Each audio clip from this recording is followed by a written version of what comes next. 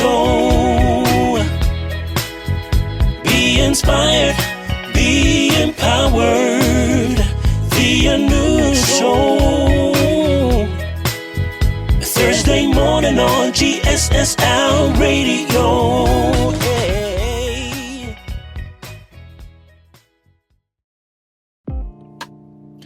Welcome back to the Anouk Show, your weekly dose of inspiration for the body, mind, and soul.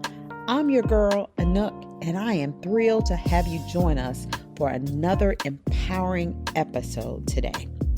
In today's episode, we will hear a very powerful testimony and get some extremely helpful tips for your body.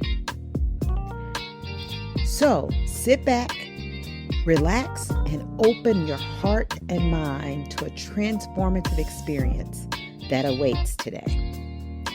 Get ready to embark on an experience that will leave you feeling empowered, enlightened, and ready to embrace the magic within you. So, thank you for tuning in. And now we must take a break to hear from our sponsors. Are you ready to expand your knowledge and deepen your understanding of theology in a diverse, inclusive manner? Look no further than Peace Multicultural Theological Seminary, also known as PMTS. Open enrollment for 2025 is now available. Embark on an educational journey that celebrates diversity and fosters unity. Register at www.pmts-seminary.com. Don't miss this enriching opportunity at PMTS. For more information, call 888-505-8987. Are you looking to amplify your brand? Well, look no further. Linked Superpowers is the company for you. Linked Superpowers is a cutting-edge global branding, social media, and PR agency. They help to reshape professional visibility and influence.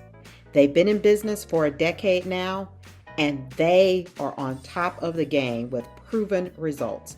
Reach out to Linked Superpowers at www.linkedsuperpowers.com. The Anouk Show. Yeah. Anouk Hey, Show. What you say? Anouk Show. Be motivated. Anouk Show. Yeah, yeah. The Anouk Show. Yeah.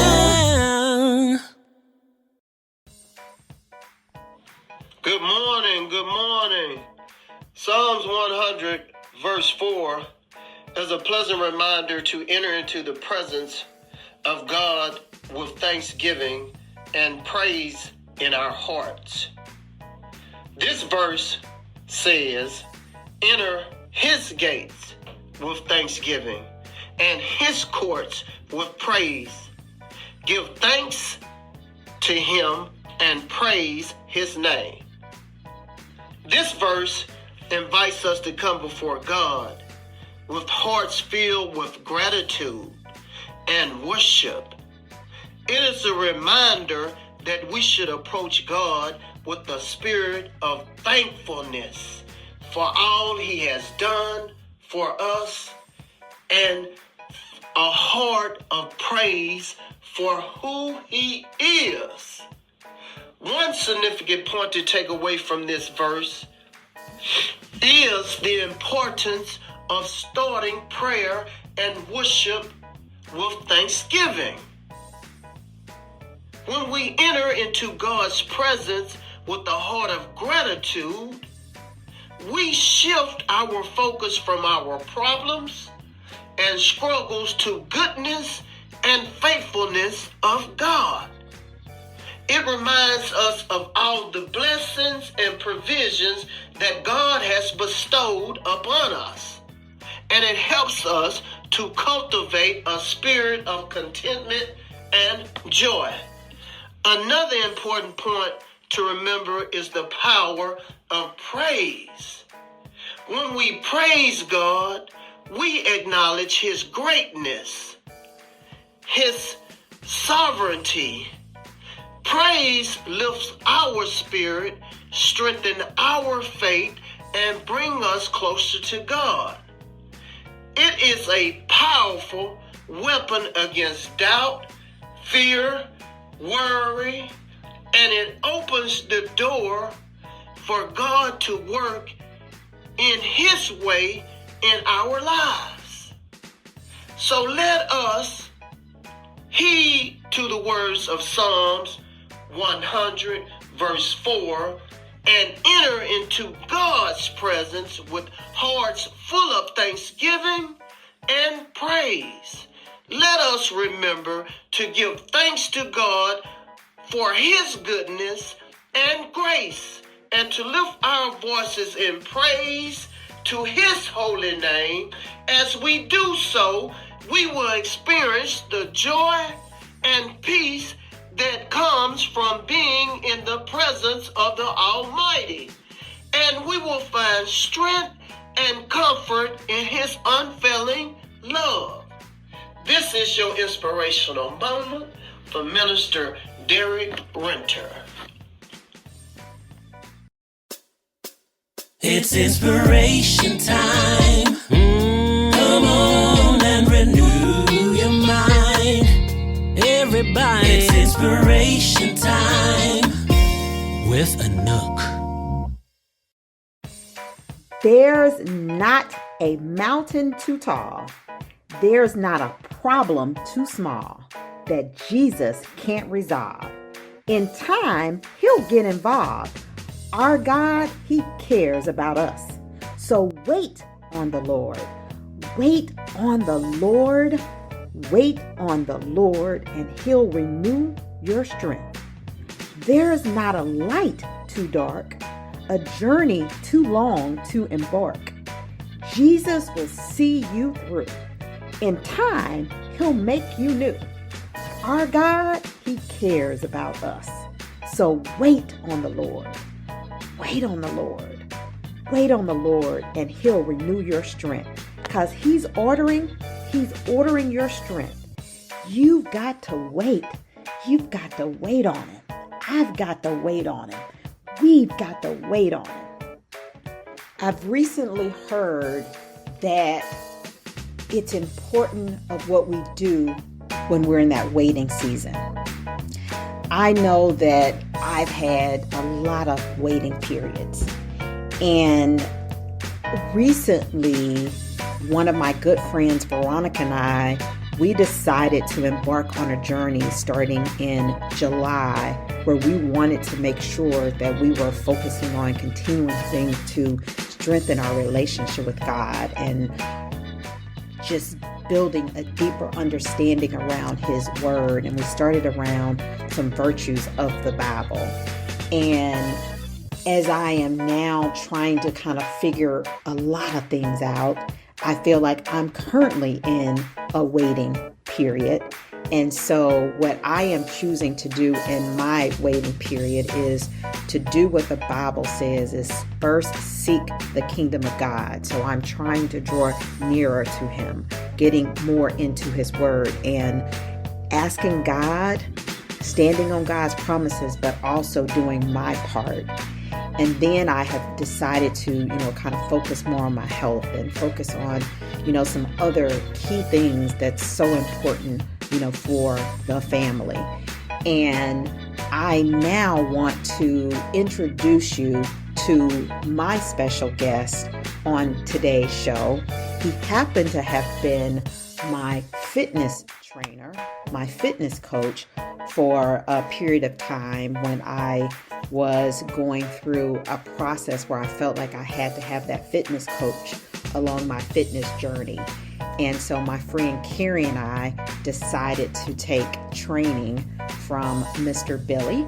And as Billy was training us, again, Carrie used to laugh at me all the time because she was an advanced person when it came to working out, and I was not by no means advanced. Billy was always, very patient. He made it very comfortable. And in that space, not only was he trying to help us get our bodies in shape, but there was a lot of conversations that we had too, because it was all about not only the physical fitness, but also what we were putting in our minds and that mindset. And so talking to Billy, and Billy is much younger than me and Carrie, but we saw that he had so much wisdom and that he had been through some stuff and that he was trying to help others. And one of the things that Billy stated is sometimes you have to go through things to get to it. So I now want to turn it over to Billy for you guys to just listen to a powerful testimony from Billy himself. How y'all doing? How y'all doing out there? My name is Billy Griffin, also known as Body by Billionaire as a personal trainer, and Billionaire Billy Goat as a artist, poetry artist, musical artist, writer, engineer. I'm here to tell y'all my testimony though. I come from Milwaukee, Wisconsin, come from a background of mother working 2 or 3 jobs to survive, dad around, but family separated. So with my dad not being in the picture all day, every day, and me not having any brothers and only having sisters and aunties and no real positive male figures to look up to around my childhood and growing up era, I kind of turned to my cousins and friends and stuff that were in the streets, unfortunately, which led me to like a teenage young adult, teenage young age era of being in the streets, gang banging, hanging out with the wrong crowds, and everything of that type of sort. So that led me to make some positive decisions as far as growth and as far as learning and as far as knowledge, but it also led me to make some wrong decisions as far as doing things in the streets that I had no business doing, that I knew way better than to be doing. And at one point in time, I had a daughter at a young age. I was 17 when my daughter was born, and my baby mother began to struggle with her life situation. She was also the same age. She lost her mother, was going through a lot. So she dropped my daughter off on me one day, and I had to take upon the responsibility to just raise my daughter. I went from being in the streets and doing that type of activity and just hustling and living my life to, and within a snap of a finger, I was a full-time dad. So I had to make some changes. I had already had a job. I was already working a job, but I upped it up, got another job, was working 2 jobs and doing my thing, and a full-time father. Me being a full-time father and raising my daughter and taking up on that responsibility, her light opened up my eyes to make me want to make changes, to make me want to do better and excel, higher education, higher job pay, and everything that was negative in my life. I started to rid it. Started going to church, started going to college. Like I said, had 2 jobs, had my own house, was turning over a new leaf, had a new girlfriend, everything was going fine. And that's when my past came to haunt me. Past came to catch up with me in the acts of my cousin who I looked up to and who introduced me to the street stuff became jealous that I was walking away from it and doing good with my music and with my college and just everything that I was doing with my career. And I had a song on the radio and everything. Going to church, my pastor was also the head of enrollment at a college, helped me get enrolled into the college. So I dropped all of that negativity and turned it into positivity and was just being the best father that I could be for my daughter. And people didn't like it. People loved it, but other people didn't like it. So my cousin ended up coming into my life and setting me up for the murder of my best friend. The person that was my roommate, like moved him into my house, one of my coworkers at my job and one of my artists that was on my record label, ended up becoming one of my best friends. And my cousin and a couple other guys that I was in the streets with and gang banging with back in the days, they came and literally murdered my friend right in front of my face. I was literally inches away from witnessing one of my best friends be murdered. And me having the mentality that I had from the streets, I didn't go to the police. I didn't reach out for help. I didn't do what the average or normal civilian probably would have done. So when the chips failed and my cousin got locked up, he threw all of it and tried to frame it and blame it on me and said that I was the one that set up the whole thing. And I ended up literally fighting for my life. I was facing life in prison. My pastor had to come speak on my behalf. I had to get my family lawyer. I had several people from the community have to come and literally speak on my behalf. And the day before that murder actually happened, it was January 1st.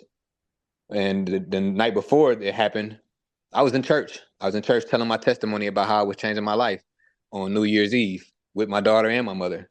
So a lot of that played into my favor. You know, my pastor came and spoke on that and spoke on all my transitions and spoke like the night before this happened. This man was in my church with his daughter, with his mother, telling his testimony.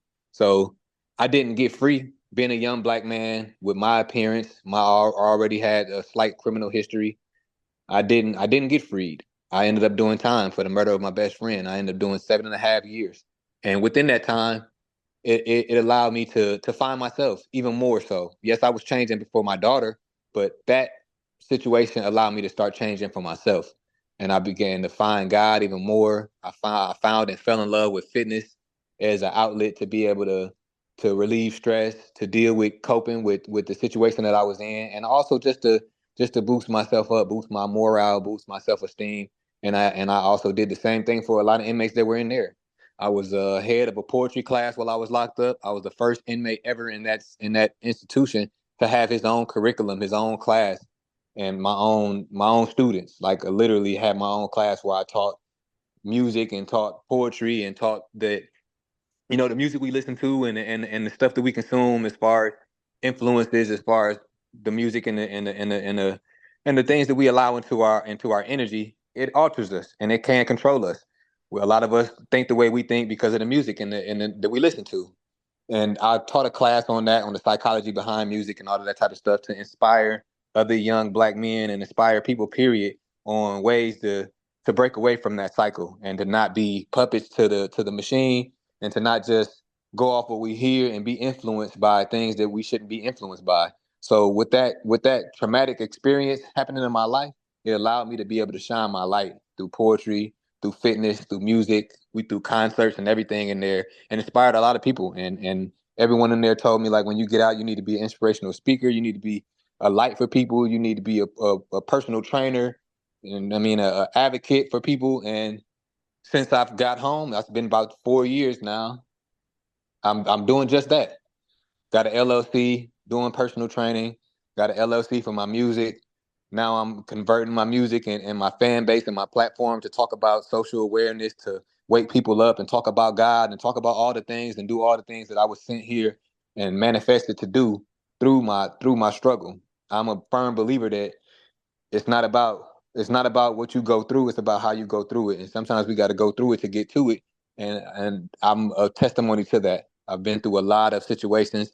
I was at a point where I didn't know God, where I was questioning God and existence and everything because of what God allowed me to go through, until I started reading that Bible and seeing that all of these characters went through the same type of situations. A lot of them were persecuted. A lot of them were thrown into the fire. A lot of them were thrown into physical prison. A lot of them were, I mean, every type of situation that you can think of, negativity was placed on them just for them pushing and doing what they were meant and sent here to do.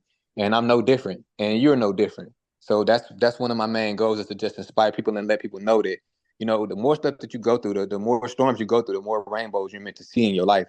And I'm a walking testimony of that. And right now, like I said, I'm an advocate for everything that I believe in and everything I've been through. I'm a personal enthusiast for personal training, for mental health, for spiritual awareness, for everything that I've had to go through in my life, to be able to shine a light and tell my story, to be able to inspire other people that have either been through the same thing or that's going through the same thing, or to avoid them from falling into the to avoid them falling into the pitfalls of things that they could have done that were the same as me. And that's my testimony. That's my mission in life. Billy, thank you so much for being so vulnerable and sharing your story. I've had the pleasant opportunity to be in your presence multiple times, and I admire your strength, your attitude, your determination. God is working through you and on you, and I know many blessings are coming your way. So keep doing what you are doing. And as I mentioned, you are a fitness coach. That's one of the things you do. So can you share some fitness tips with us? The skinny rules. Number 1, drink a large glass of water before every meal. Number 2, don't just drink your calories. Number 3, eat protein at every meal. Number 4, slash your intake with refined flours and grains. Number 5, eat 30 to 50 grams of fiber every day. Number 6, eat fruit every day. Number 7, no carbs after lunch. Number 8, learn to read food labels so you know what you're eating. Number 9, stop guessing portion sizes and get it right. Number 10, no more added sweeteners and artificial ones. Number 11, get rid of those white potatoes. Number 12, make one day a week a meatless day. Number 13, no fast or fried foods. Number 14, eat a real breakfast. Number 15, make your own food. At least 3 meals a week should be made at home. Number 16, banish high salt foods. Number 17, eat your vegetables. Number 18, go to bed hungry. Number 19, sleep at least 6 to 8 hours a day. Number 20, plan a splurge meal a week to reward yourself for following the rules. Let's take a quick commercial break. We'll be right back. How y'all doing out there? This is Body by Billionaire. You can find me on Instagram, any other platforms at Body by Billionaire. That's BILLYONARE. I'm a personal trainer, fitness coach, life coach, and nutritional specialist. Hello, everybody. This is moi.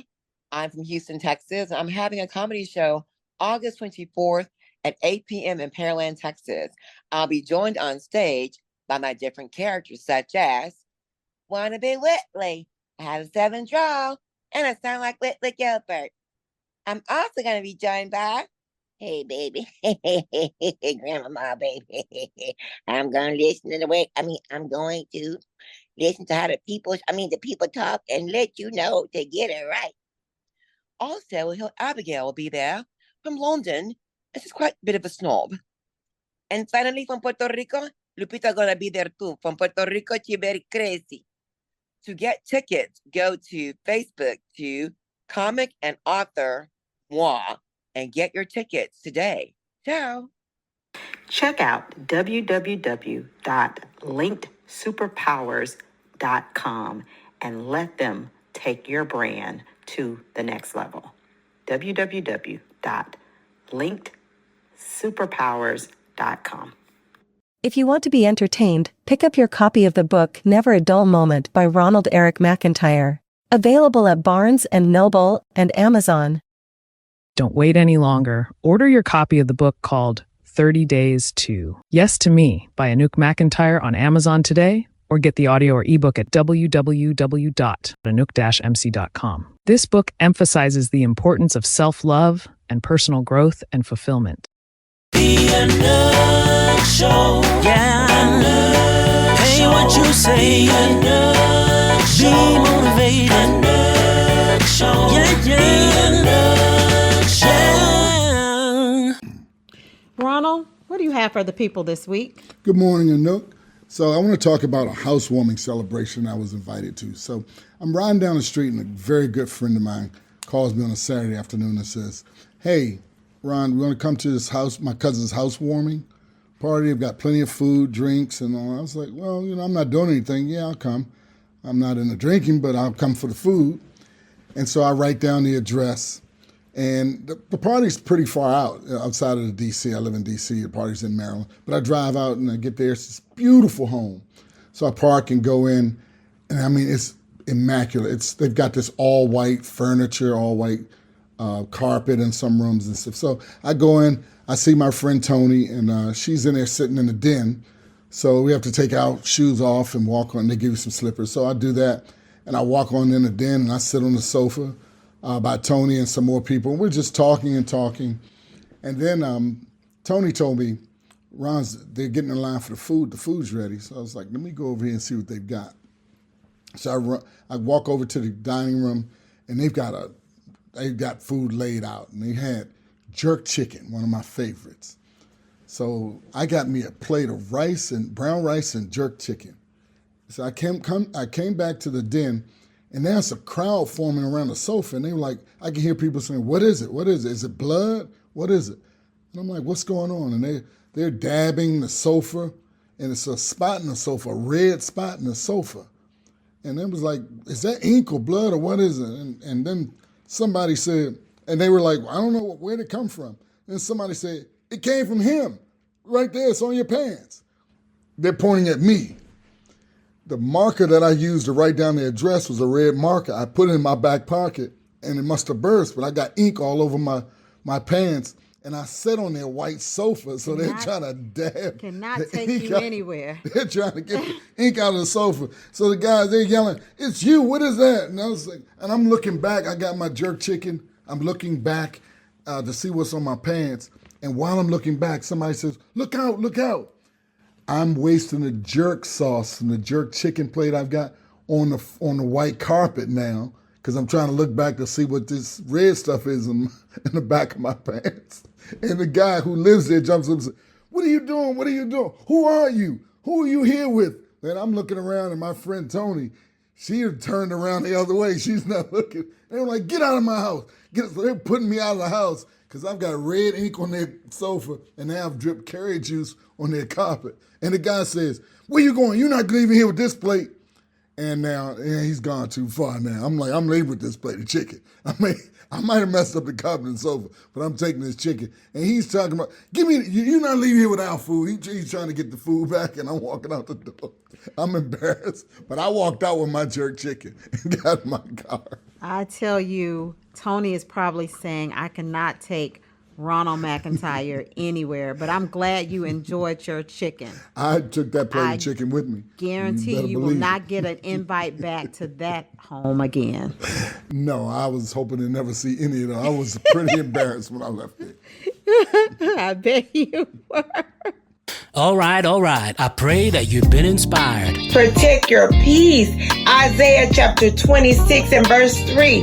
He will keep you in perfect peace. Keep your mind stayed on Him. And that's a wrap for another episode of The Anouk Show. I hope you enjoyed our time together as much as I did. Remember, inspiration is not just a moment, it's a movement. I want to express my heartfelt gratitude to Billy for sharing his testimony with us this morning. This has made the show today very special, including your tips to help us have a healthy body. So, listeners, before we part ways today, I want to leave something with you to ponder. What do you do when you're waiting?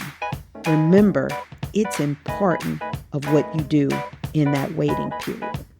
I know there's been times where I can be very, very busy. And the older I get, I'm learning sometimes just to be still and to look to God from which my health cometh from. So my son used to tell me, "Mom, you're doing too much." And now I'm beginning to embrace that quiet time. I'm embracing not being so busy. I'm embracing with just meditating on God, with God, and having conversations with God and waiting to hear His voice. So, I thank each of you all for tuning in. I thank you for believing in the power of inspiration. And I thank you for being a part of the Anouk Show family. Until next week, where we'll have more enlightening conversations and uplifting stories, stay very true to yourself. And remember to be inspired and to shine your lights brightly and just keep on keeping on. This is Anouk signing off for now. The Anouk Show. Be inspired, be empowered. The Anouk Show. Thursday morning on GSSL Radio.